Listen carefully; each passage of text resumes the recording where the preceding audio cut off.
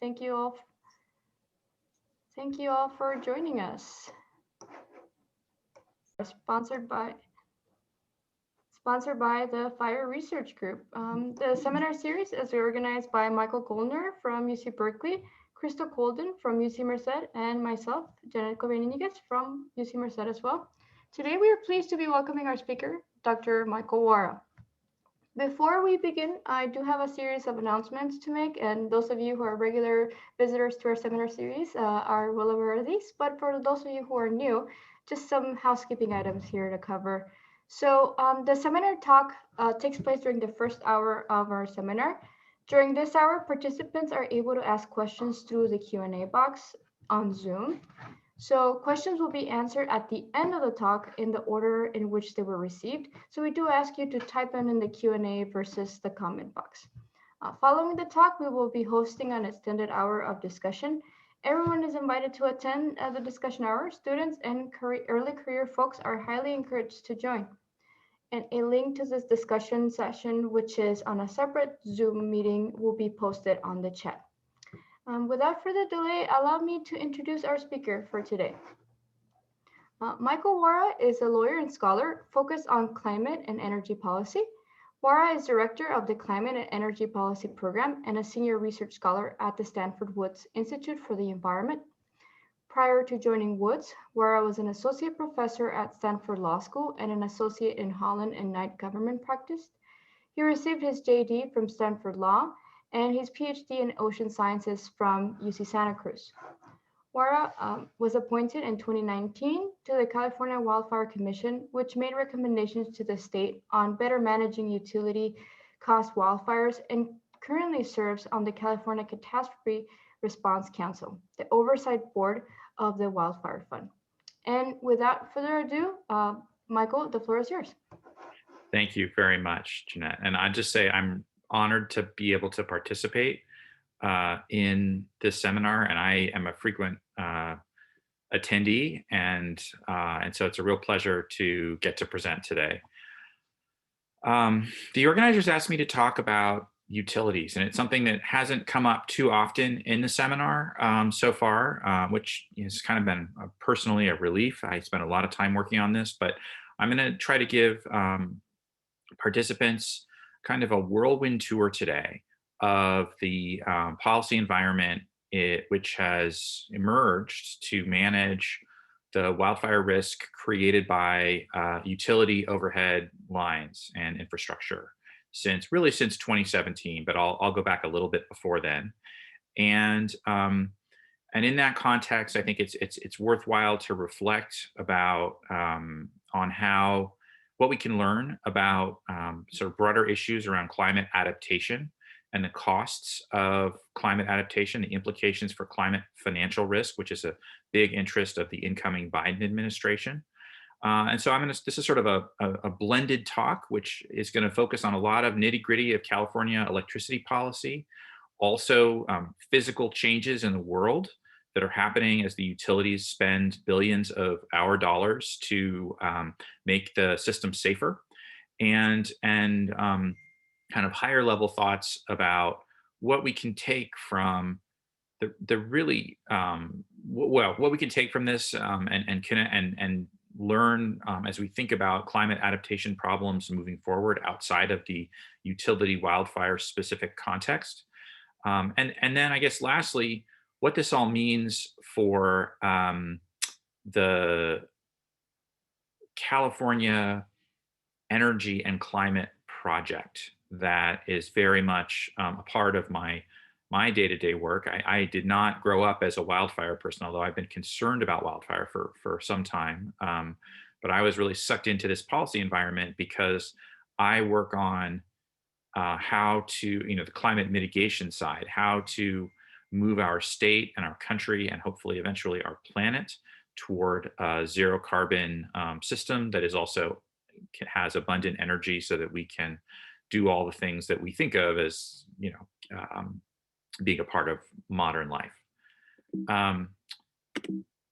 I'm going to try to figure out how to advance my slides here. Why isn't it letting me do that? Oh, there we go.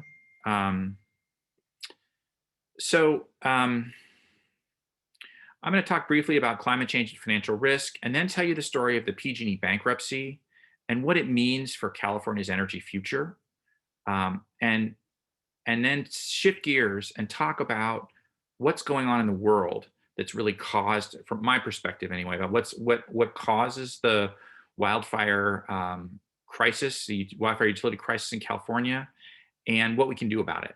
Um, and then shift gears again and talk about rates, um, and the challenges created by wildfire for rates, and the challenge created for ratepayers, i.e., regular people, when they receive electricity bills that are going to start to incorporate the cost of wildfire into rates. And that's really just starting to happen this year. Um, I'm going to conclude by talking about two issues. One, which I think really relates to a lot of the discussion that goes on in this seminar, is how to think about managing wildfire risk and maximizing the cost effectiveness of the spending we do to reduce risk of wildfire and to reduce the impacts of wildfires when they do occur. And then spend a little bit of time reflecting on the facts, on the how hard it was to spot this problem coming at us. Um, it may not surprise you to learn that, or it might surprise you, I don't know, to learn that utilities in California are some of the most progressive electric utilities in the country, in the world. They have been active collaborators with the Air Resources Board and the state government in developing California's climate policy and supporting it.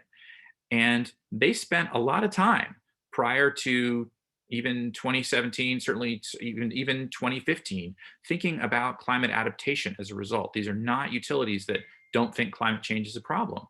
And yet they didn't see this coming to a significant degree. So what does that tell us about what the cost will actually be as we have to manage more and greater and more diverse climate impacts? Um, so at the outset, before we talk about the financial issues, I just want to make a distinction between two sets of issues in when we think about climate change and financial risk, and one is the distinction between organized and disorganized transitions in financial markets.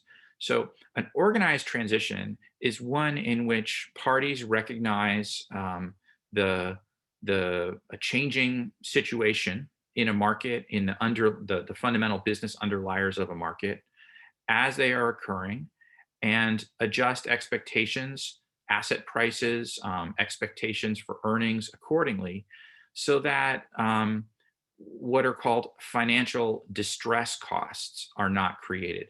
Financial distress costs are what happens when companies go bankrupt, when they can't meet their other, otherwise normal financial commitments, when companies become highly leveraged with debt and then cannot afford to pay the carrying cost of that debt anymore.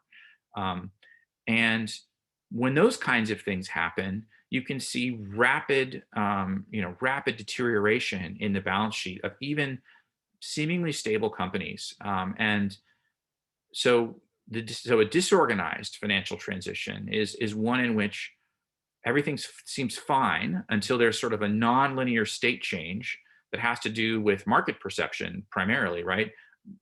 Traders wake up one morning and they realize that an asset they thought was safe isn't so safe anymore, and they reprice that asset accordingly. And those kinds of transitions can be very fast because they're driven by social networks, and they can be extremely expensive. And they're a prime concern of financial regulators, right? The repricing of assets during the financial crisis, and mostly mortgage-backed securities and derivatives of mortgage-backed securities, was extremely costly for the US economy in all kinds of ways. And a concern of climate change or of financial regulators when it comes to climate change is this risk of disorganized transitions. I think we experienced a disorganized transition in California with the PG&E bankruptcy and the change in valuation of the other investor-owned utilities. And so I think it's worth looking at and reflecting on the costs of that and the ongoing implications, especially for regular people. Another distinction that folks make in the climate financial space is between physical and financial risk. Physical risk is essentially risks due to climate change impacts to infrastructure, like sea level rise, floods a power plant, and it is no longer useful as an asset. Or perhaps a heat wave causes a grid to brown out or forces unplanned outages. Like we experienced this past August. Financial risks might be that the regulation changes and that therefore the valuation of assets changes. You could imagine a cap and trade program or stringent regulatory policy in the climate space rapidly changing the valuation of various assets. And I think that's not really what we've experienced. We've actually had a fairly well organized financial transition in California where everyone has been well aware of what's coming down the pike in terms of regulation, and our companies have been able to transition their operations and planning accordingly. But we have not managed the physical risks so far terribly well. And the best evidence for that really is the PG&E bankruptcy. I'm going to start talking about this bankruptcy at the time, or the financial stress that PG&E encountered, really where I started to worry, which was the Napa Sonoma fire siege. I'm sure all of us, or many people that are on the seminar, remember October of 2017 and what happened. PG&E power lines ignited numerous fires. The most destructive fire was ignited by power lines that were a private ranch owners' lines, we think, although we'll probably never totally know the story of the Tubbs fire. But in any case, mutual aid was overwhelmed, and 5,000 plus homes burned down overnight in October of 2017. Something that many people don't know who don't work in the utility space is that shortly after that, actually shortly after the Thomas fire, the PUC decided a case concerning the Witch, Rice, and Guajito fires, which were fires caused by San Diego Gas and Electric power lines in 2007. The fires burned down about 1,200 homes in San Diego County and were attributable to a sort of combination of electric lines and also the cable lines, the fiber optic cable lines that were hanging underneath the electric lines on the same poles.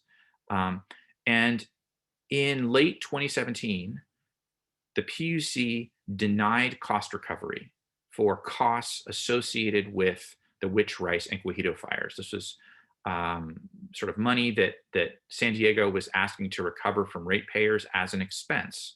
And the PUC said, San Diego Gas and Electric, you didn't behave prudently, so we're not going to allow you to charge ratepayers for the cost of this fire. That decision set in motion kind of a spiral of events. It really upset expectations in the financial markets. And maybe those expectations would not have mattered that much, except for the fact that just prior, PG&E had burned down, potentially, at the time it looked as if they had burned down 5,000 plus homes in Napa and Sonoma County. And of course, in Ventura County, the Thomas fire had also just occurred, and there was early and pretty clear evidence that Edison power lines were involved there.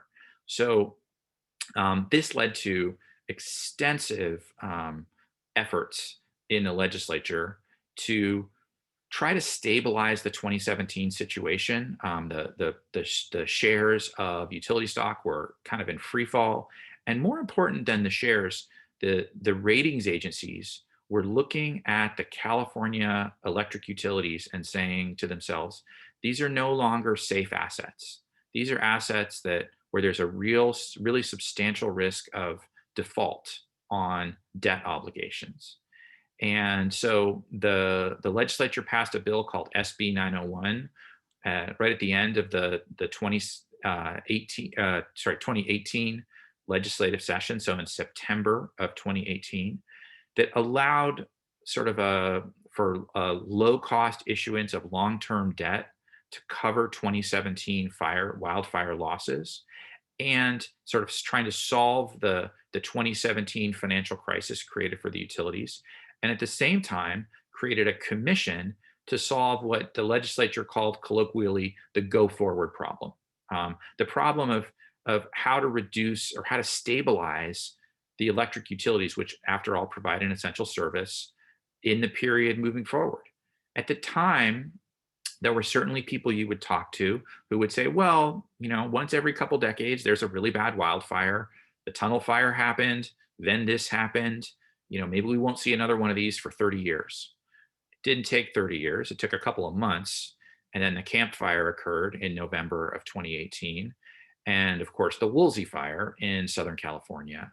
And shortly after those fires occurred and were known to have been utility caused, again, relatively quickly, there was a transition, I'll just say, in the ownership of utility shares and utility debt from people who like to own kind of boring, low risk assets to people who like the exciting stuff, hedge funds, people, entities that have very high cost of capital and so require a very high return on their investments.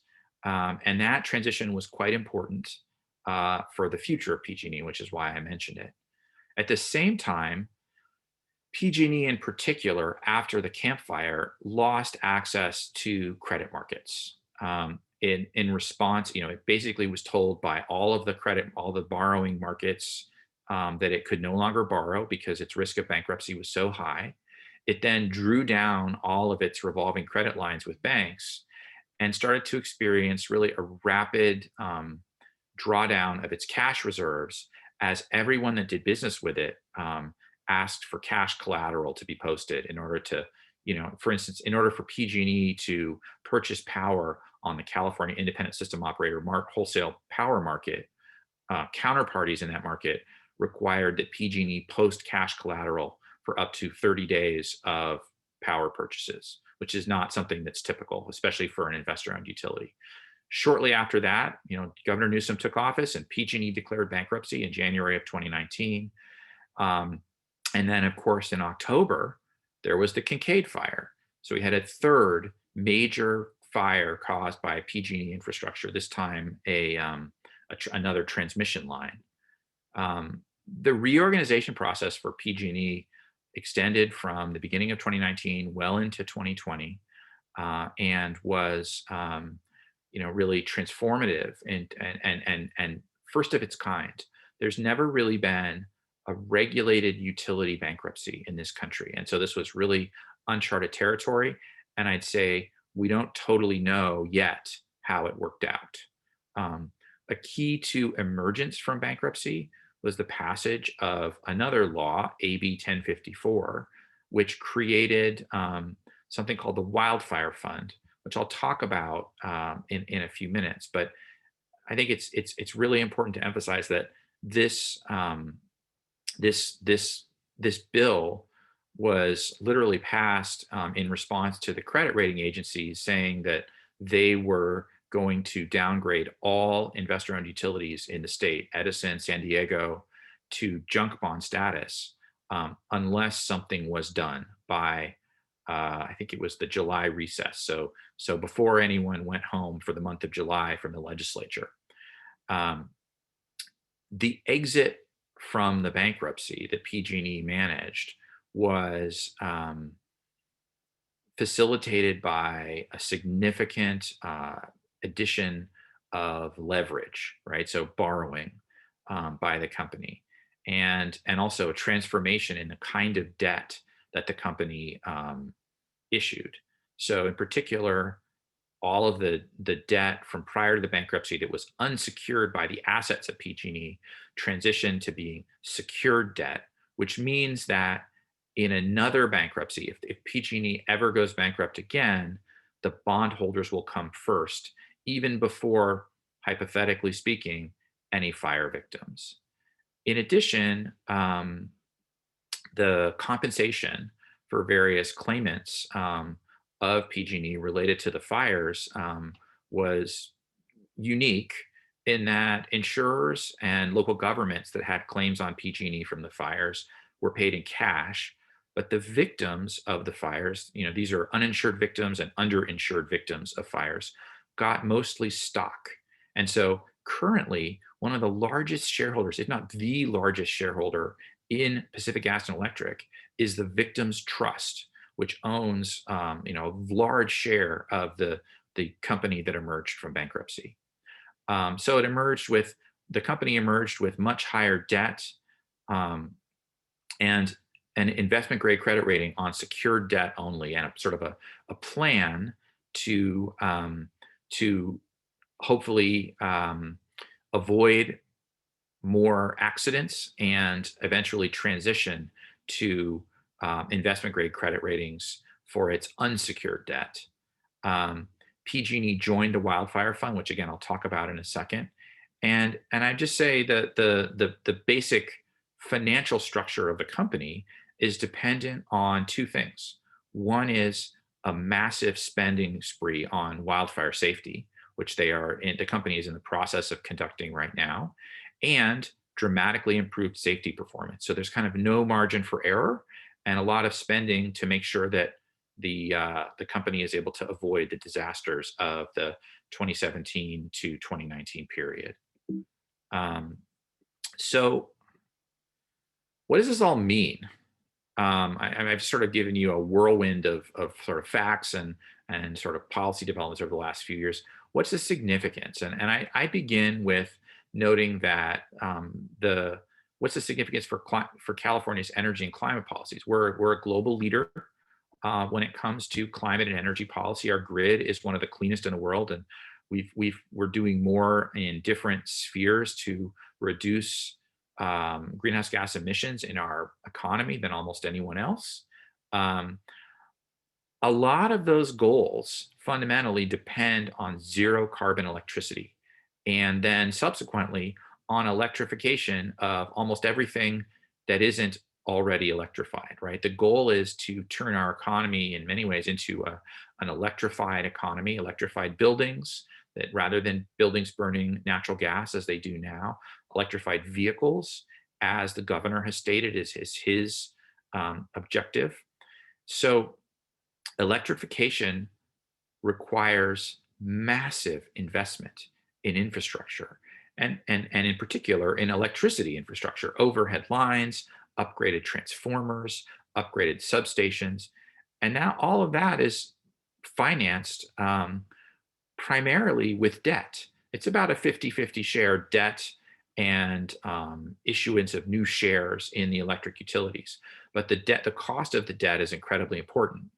And fundamentally, I think this isn't maybe the only way to understand what a utility is, but utilities were created in the early 20th century as a private vehicle as opposed to a public, owned a public vehicle for raising large amounts of long-term capital at very low cost.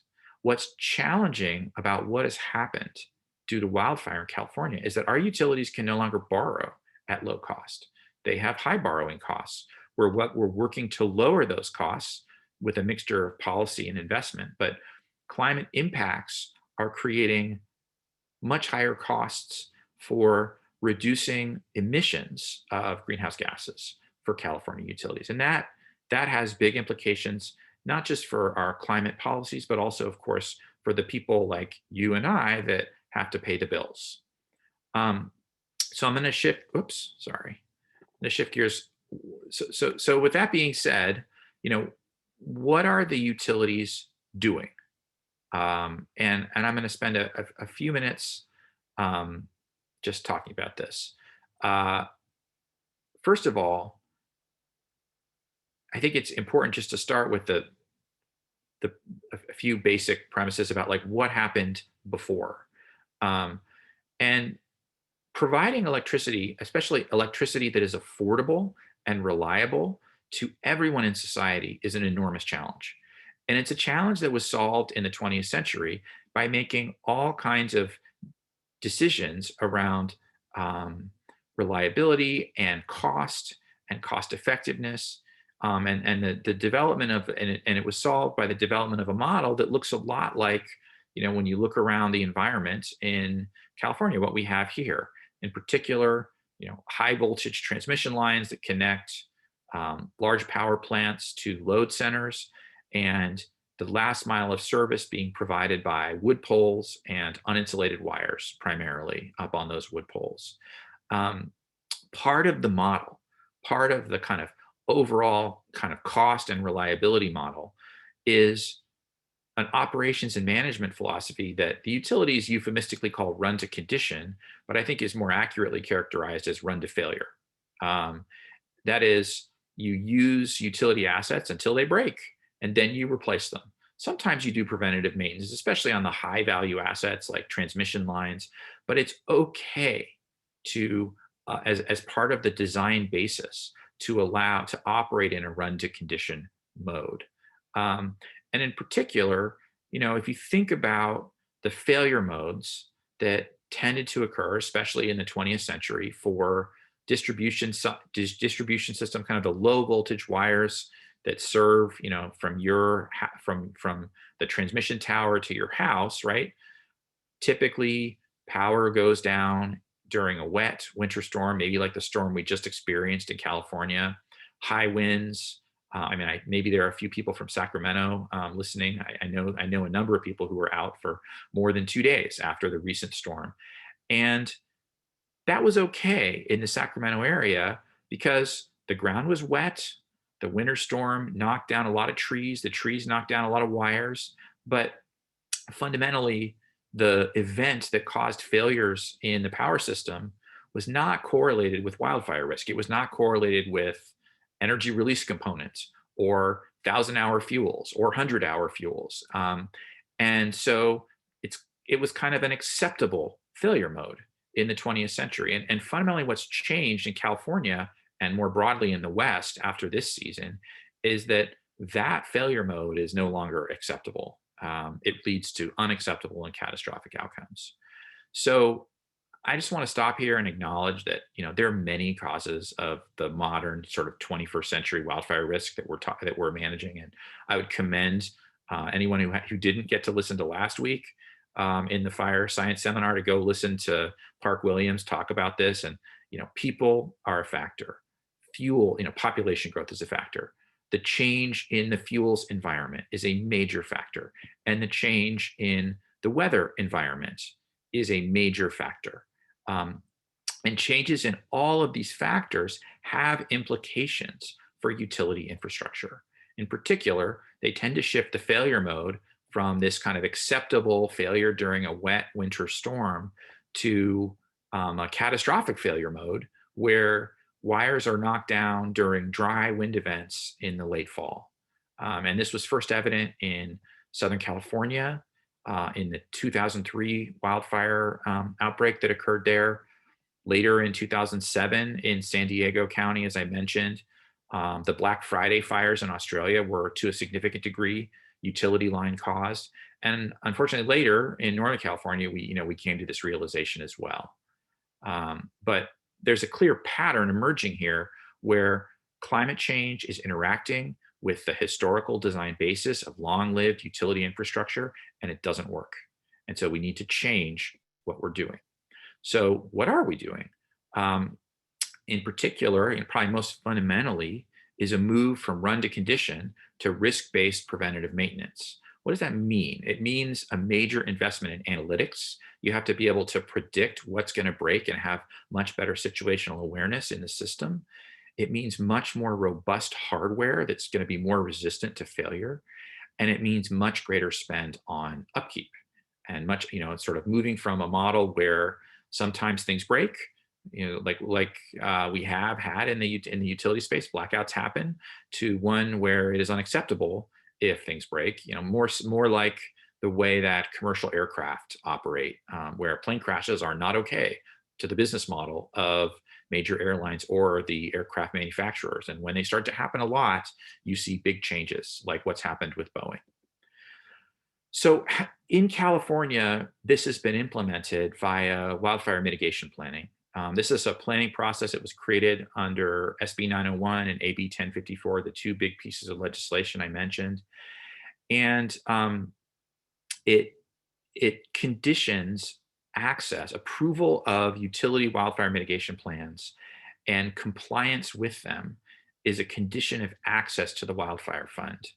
And so there's a really important kind of incentive that utilities have to cooperate and collaborate with the Public Utility Commission in developing their wildfire mitigation plans. And there's actually a special division within the CPUC with a specific chart. It was created and charged with a specific mission of reviewing, approving, and auditing compliance with these plans. And I'd say there's about, I've reviewed a number of these plans at this point, and as probably have many on this call, and there's about 4.5 strategies. Um, the first move is installation of weather and grid analytics, right? So better situational awareness, understanding what the conditions are that might lead to the failure mode that is so disastrous. Um, Another strategy that's really important is enhanced vegetation management.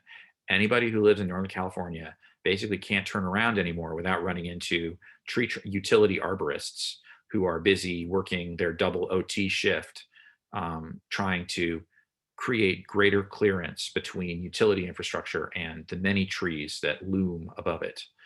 Um, in addition, there has been a lot of investment in grid hardening, which is basically trying to make the wires and the poles more resistant to the impacts of wind, but especially of vegetation.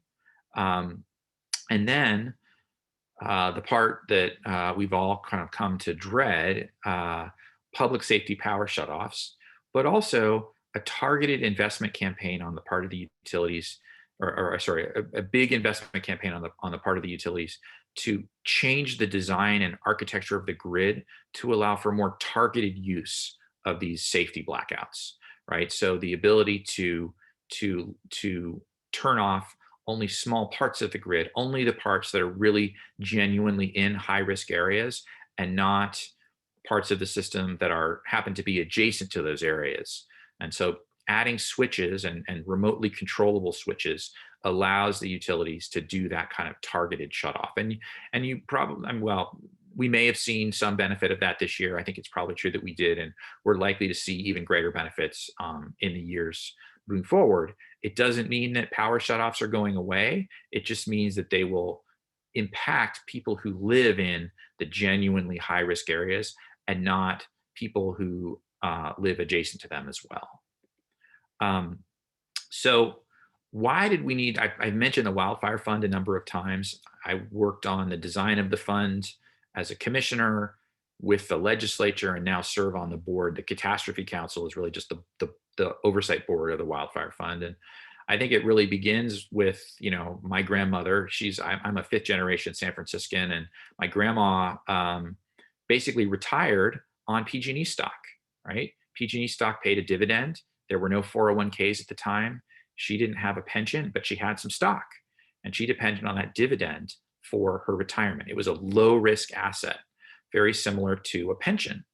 And that's the way utilities are supposed to be. They're supposed to be kind of boring businesses. And what happened with wildfire and the utility cost wildfires that occurred in 2017 and thereafter is that utilities in California ceased to be boring and became very exciting investments. The Wildfire Fund is fundamentally a mechanism to spread risk between ratepayers and shareholders, and between all the 3 investor-owned utilities, so that and to create a sort of insurance policy for utilities that removes most, but not all, issues from the uncertainty of a post-event Public Utility Commission decision. And the idea there is that if you can create, if you can buy insurance, then that will stabilize the situation for investors, like maybe my grandma. She's not alive anymore, but if she were, but also for the kinds of utility investors that just want to earn a modest, a reasonable return, not a great return, in exchange for issuing low cost debt. So what the Wildfire Fund is a $21 billion insurance policy. It's 50-50 funded by shareholders and ratepayers.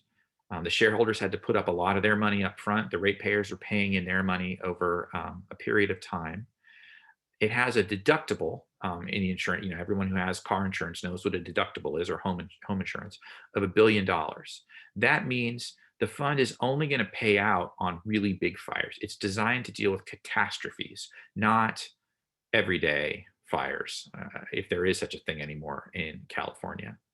Um, and and in that context, it's worth asking if it's big enough. And I think that the answer is maybe.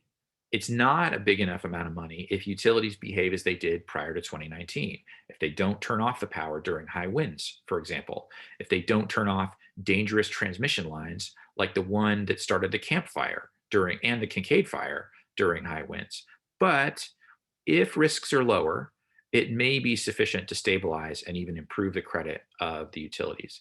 And we see this when there have been a series of cases where utilities were suspected of wildfire starts, and utility stock prices moved in response to that, but not very much. So there was sort of a pricing in of the presence of the Wildfire Fund and the stability that it provides, but it's by no means perfect. It buys us time to get the situation right. So I've told you about a whole bunch of things that utilities are doing, and said sort of vaguely things about rates. I just want you to take a look at this graph here. This is Edison, PG&E, and San Diego Gas and Electric's rates. Which one do you think started investing in wildfire safety first, and when did they start investing? I think it's pretty clear who we're talking about. San Diego experienced fires in 2007 that I mentioned prior, right? The Witch, Rice, and Guajito fires. And basically as a firm said, never again. This is not acceptable. And they started spending a lot of money on avoiding, on sort of their prototype of a wildfire mitigation plan. And you can see that impact start to come into rates in 2013. And you see the San Diego, the orange bar there, jump above the green and blue bars to a significant degree and remain there. Unfortunately, the entire rest of the state is going to start to catch up to that orange bar, probably starting this year and moving into next year. We're going to see large rate increases in PG&E and Edison service territories that reflect their spend that began in 2018 related to wildfire. It just takes time for this to kind of trickle through to the rates that we actually pay, but that is starting to happen, and it's going to be highly significant. If anything, PG&E has a much more complex and challenging problem to solve than San Diego did, because there's many more trees in PG&E service territory, and much more of the PG&E system is on poles. Because population growth in the San Diego area happened mostly after 1980, a lot of the San Diego system is actually underground. PG&E's system is older because the people it serves, the population in Northern California, has been here longer. And so we have a much more challenging problem that's probably going to be more expensive to deal with. So what does this mean? I think it's a threat to the California model for energy provision.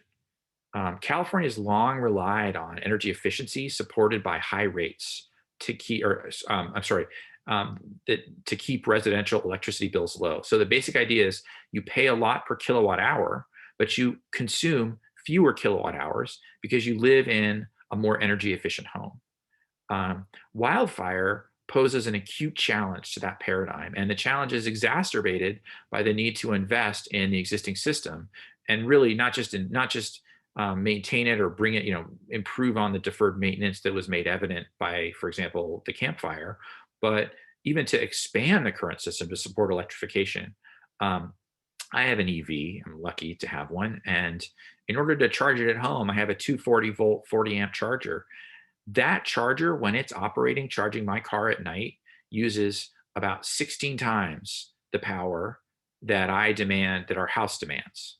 So that just gives you a sense for kind of the level of change that's possible as we electrify the vehicle fleet, particularly if we don't do it in a smart way. But no matter how we do it, this is going to create a need for really expanding and improving the distribution system in ways we haven't had to for the last several decades. So we are spending on wildfire mitigation plans in the state of California far more than we spend on any other kind of wildfire risk reduction And I think that's true by at least a factor of 10. Um, I was recently the author, or not the author, the steering committee chair of a CCST report on the costs of wildfire in California, which I commend to you if you're interested. It's kind of a very broad look at impacts from wildfire. And the interesting thing is that when you add up the utility spend on wildfire, it's roughly the same size as the Cal Fire 2020 budget. It's coming in around $4 billion. If you ask, what else are we spending on risk reduction when it comes to wildfire, it's hard to get above a couple hundred million. There's a lot of money coming out of cap and trade that's dedicated to risk reduction on wildfire and healthy forests and kind of prescribed fire fuels management. But there isn't much else, and I think it's worth asking whether our spending is cost effective given that, right? And there are a number of ways to think about this cost effectiveness trade-off. One would be using more power shutoffs, but providing clean backup power to folks that are impacted in these targeted high-risk areas. Another would be thinking about the trade-offs between fuels management and prescribed fire and grid hardening. Part of the challenge we face in California is a fuels problem. And if we reduced fuels, we might have a very different perspective about the need to spend enormous amounts of money making sure that no utility line ever causes a fire. There's really strong evidence that emerges from the residential loss experience of the last 3 years that home hardening works, right? The homes that met the 7A code, the WUI code in California, had a 50% higher, or approximately 50% higher chance of surviving the Tubbs and campfire relative to homes that did not meet that that level of hardening. And I think that the real answer, for saving money for California ratepayers, electricity ratepayers, but really just for Californians, is thinking about this mixed utility, non-utility risk reduction plan, because the utilities are going to be are strongly incentivized to spend money on risk reduction, almost to the exclusion of many other worthy goals. We're not spending enough money on risk reduction outside of the utility space. We're spending more and more money on suppression as a result. And the question is how to strike the right balance, and how to build, and I would commend to this audience, how to build models that evaluate the cost effectiveness of all kinds of risk reduction spending, not just fuels management, not just home hardening, not just utility investments that are aimed at avoiding ignitions. We need to build really comprehensive models if we're going to drive toward a cost-effective solution. I just want to note one other thing in conclusion, and then I'll take questions. And this is that we really didn't see this coming in California, and I think that should be a big warning sign as we think about the growing impacts of climate change. All 3 investor-owned utilities received Department of Energy grants to do extensive climate adaptation planning during the Obama era. Those reports came out in late 2017. I think it was September of 2017, just before the Napa Sonoma and Thomas fires, and or perhaps just after, but in late 2017. And they reflect that San Diego saw utility caused wildfires a major financial risk to the utility and a major risk from utility operations, but PG&E and Edison did not.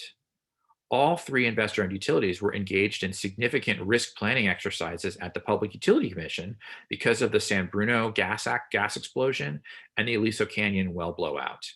And again, within these planning processes, did not foresee prior to late 2017 that their power lines could cause fires.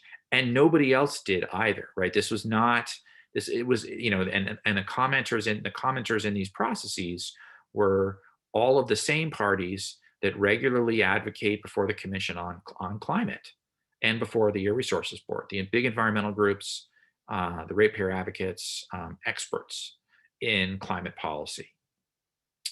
In addition, the Public Utility Commission itself, as recently as 2012, when they last evaluated this issue, thought fire in Northern California just wasn't a big concern from utility lines. They thought that the failure mode of the 20th century, where power lines get knocked down in run to condition, power lines are knocked down during winter rainstorms and snowstorms, was the likely outcome.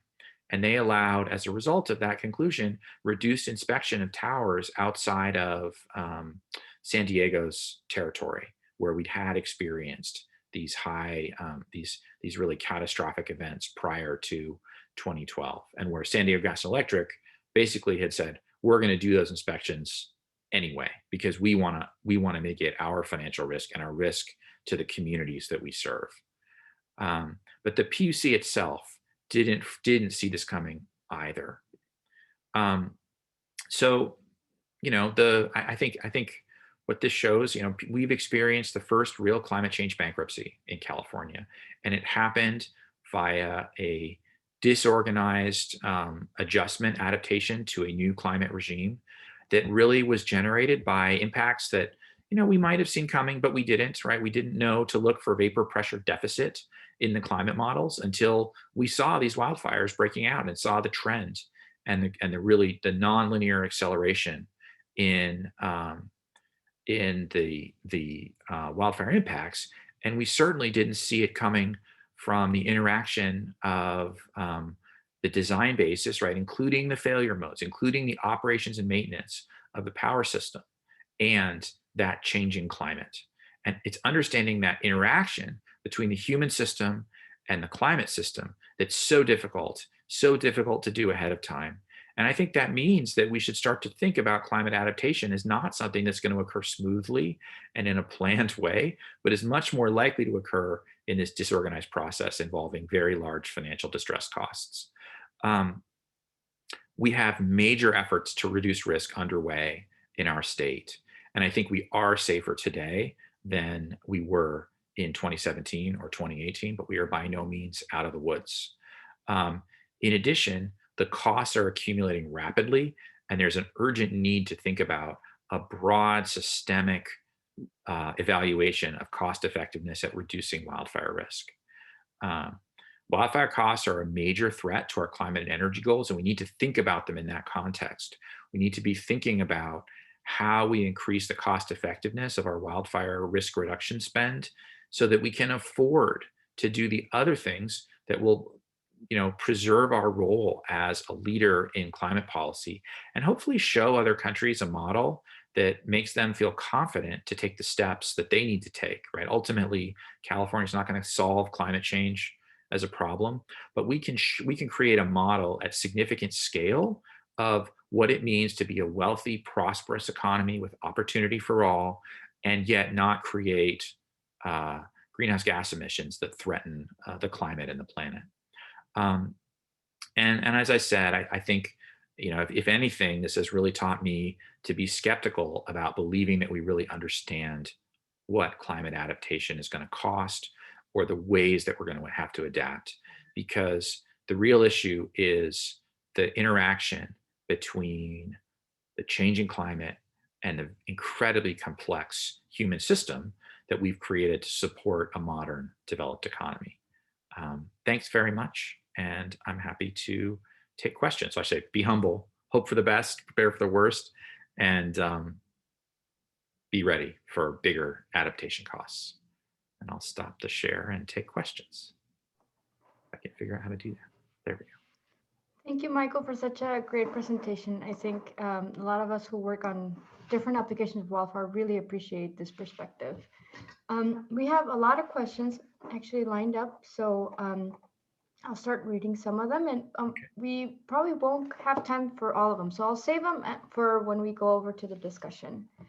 The first question that I see here is a long one, so I can repeat it after reading it.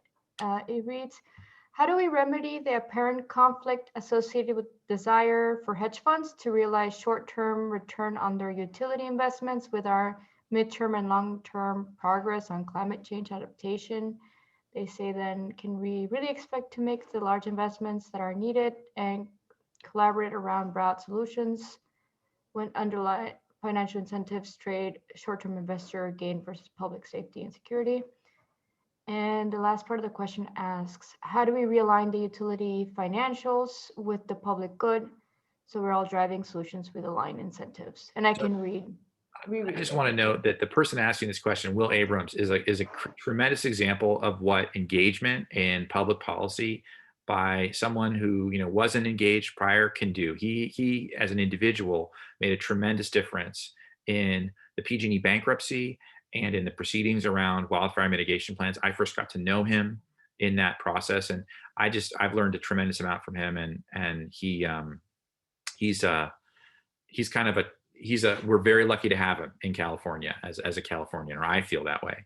Well, I would say that the best solution to this problem is to get rid of the hedge funds as shareholders, right? The real solution is to create a low risk business, a boring business, a good but not a great business, so that the hedge funds exit their positions and we move back to a situation more like the utility shareholders in other jurisdictions that are comfortable with a reasonable return and are interested in participating in California's utility space because they want to be they want a piece of, or they want to own a piece of the energy transition. And that's kind of the appeal of California to a lot of the old investors, and we need to sort of get those people back. At the same time, I think we obviously need much more careful oversight um, of the utilities. There's been enormous challenges, especially with PG&E, around safety culture.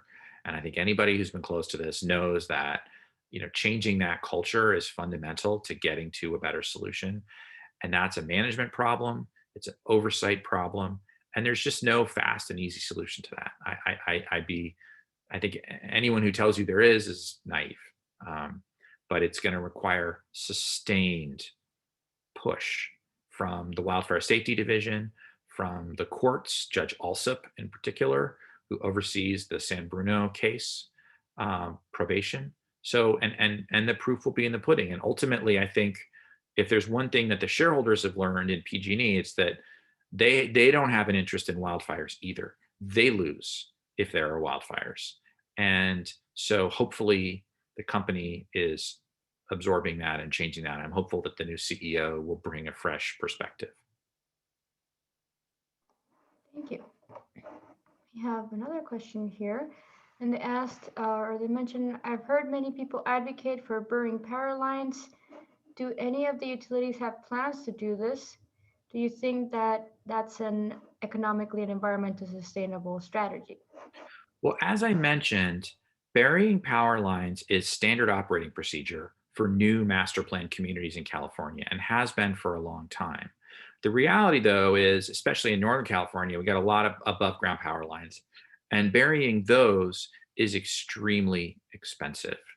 Um, it costs on the order of, it depends on who you ask, but somewhere between $3 to $5 million per mile. And so you quickly get into the billions of dollars. So burying power lines, I think, is probably not a cost-effective strategy. It would be cheaper to just give everyone in the area batteries and solar panels, or even natural gas fired generators, than it is to bury power lines, and then just turn off their power when there are risks. But it's going to be important in some places, but it's kind of a surgical thing, not a general solution. Thank you. And then the next question asks, how does the community choice energy CCE movement come into play in the rate and wildfire issue? So community choice aggregators are an important part of the picture in California. And you might, the sort of facile answer to this question is, oh, well, they don't matter because they only supply kilowatt hours. They don't own and operate infrastructure. But I think that's not really true. In particular, I think CCAs are really close to their customers and to the local governments within which, where the customers live, in a way that the big investor-owned utilities are not. And so we're seeing a movement, where CCAs are creating new rate structures, new opportunities for customers to sort of self-supply their own resiliency solutions, things like that. And so I think there's a lot of potential there. But the thing is that they're such new organizations that they're really only just getting started. And we're going to have to see, sort of how these organizations develop and the degree to which they want to get into helping customers and maybe, build their own infrastructure, or even maybe building infrastructure themselves, like say microgrids in downtown areas in high risk communities. So far, we haven't seen a ton of that, but I think it's probably likely to happen. Thank you. The next question asks, to what extent is PG&E investing or planning to invest in putting power lines? I think we already answered this one. Sorry about that. Let me move on to the next one. All right, so it says, are utilities pushing more renewables increasingly, or has there been any barriers or pushbacks as of late? Seems that they have been increasing, but maybe recent national trends have changed things in the state in the last couple of years. Well, I think, California utilities have been real leaders in procuring renewable energy, and actually they're kind of over procured right now. They have more than they need in terms of renewable energy to meet our relatively aggressive RPS targets. But the bigger question is how things, or the question that relates to the talk is kind of how the wildfire threat related and continues to relate to the ability of the utilities to procure renewable energy.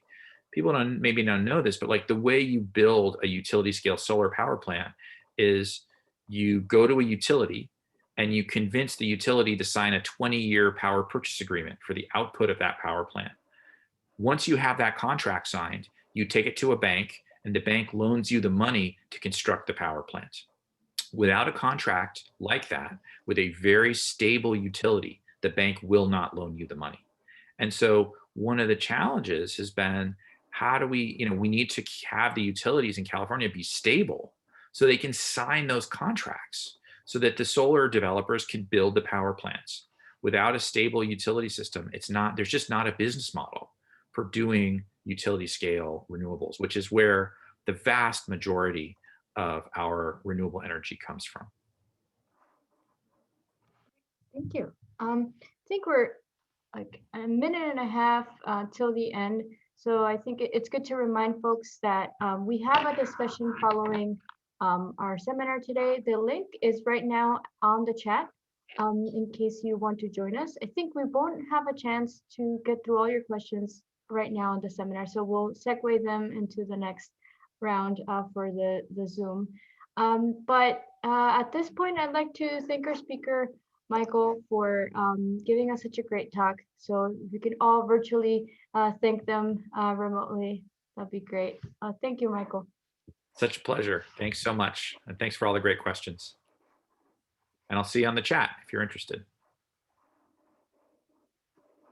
And the link is right there on the chat box if folks are still looking for it.